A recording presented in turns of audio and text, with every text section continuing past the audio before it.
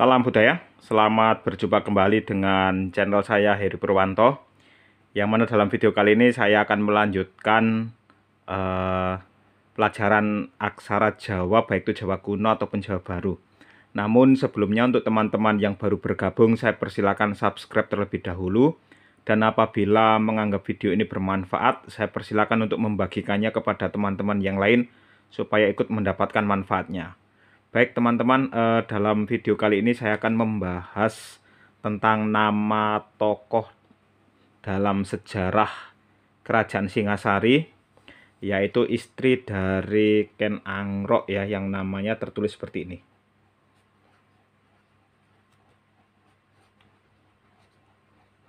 Nah,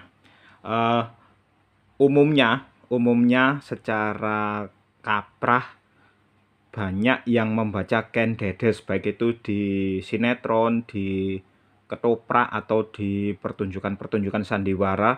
Itu umumnya orang mengucapnya Ken Dedes. Tapi apakah benar aslinya disebut demikian? Nah, perlu kita cek di naskah Pararaton. Jadi kan tokoh ini itu sumbernya dari Kitab Pararaton ya, Kitab Pararaton. Nah, saya ada buku Pararaton di sini, tulisan dari Agung Kriswanto, di mana di sini selain terjemahan bahasa Indonesia juga ada teks aslinya. Dalam teks aslinya namanya tertulis ini, ya. Ternyata menggunakan pepet bukan taling ya. Jadi bacanya bukan Ken Dedes tetapi Ken Dedes ya. Jadi selama ini kan kaprah diucap Ken Dedes ya, padahal ternyata di Pararaton tadi namanya tertulis seperti ini, Ken.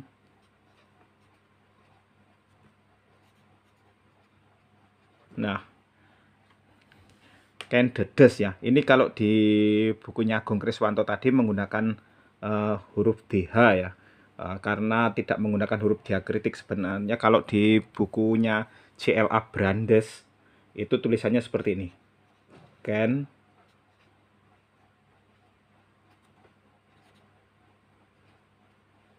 Nah, tulisannya seperti ini ya. Jadi menggunakan huruf da dan E-nya pepet. Jadi bacanya Ken Dedes bukan Ken Dedes ya. Selama ini kaprah banyak yang keliru mengucap Ken Dedes, padahal yang benar Ken Dedes. Nah, penulisannya bagaimana? Penulisannya seperti ini. Ken berarti huruf ko, kemudian Ken diberi taling. Nah, ini ke, kemudian diberi na di sini. Ini bacanya kena. Nah, nanya ini dimatikan dengan pasangan do. Pasangan do bentuknya seperti ini. Nah, kemudian supaya berbunyi de maka dikasih pepet di atasnya. Ken de, kemudian do lagi, kemudian dikasih pepet. Lalu terakhir di so di pangku ya. Ken de des, so di pangku jadi s ya. Nah, cuma kemarin tahun 2020 itu ada Kongres Aksara Jawa ya, huruf do itu tidak menggunakan seperti ini karena huruf yang ini adalah huruf do ya. Do yang menggunakan abab do.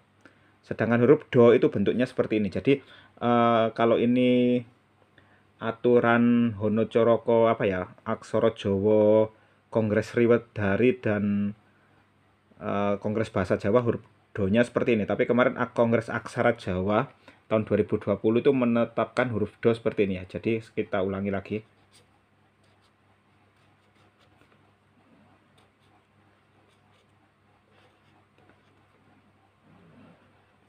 Ini Ken de, huruf do-nya seperti ini ya, tanpa cucuk. Nah,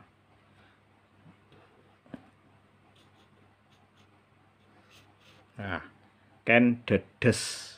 Kalau kita tulis menggunakan aksara Jawa kuno seperti apa?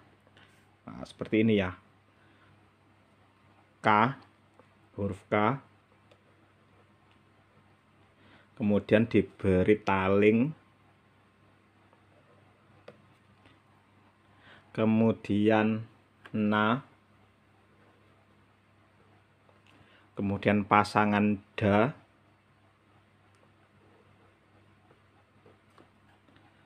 lalu pepet, kemudian huruf da, kemudian dikasih pepet, kemudian sa di pangku. Nah, seperti ini. Ini kalau aksara Jawa kuno, ken, de, des, ya. Ken, de, des. Nah, aksara Jawa kuno itu bentuknya tidak harus seperti ini. Saya memang suka menggunakan yang simple seperti ini ya. Tapi kalau mau diberi ornamen lainnya bisa seperti ini contohnya ya. Ada yang nulisnya seperti ini. Boleh, K-nya seperti ini, boleh. Na-nya begini.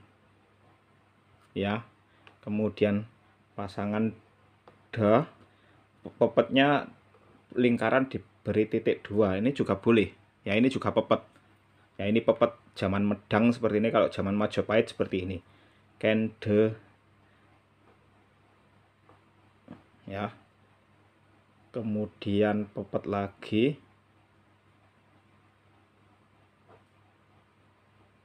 Nah, sa-nya bentuknya seperti ini. Nah, ya. Kalau saya suka yang simple seperti ini ya. Ken, de, des ya. Ini juga dibaca ken, de, des sama.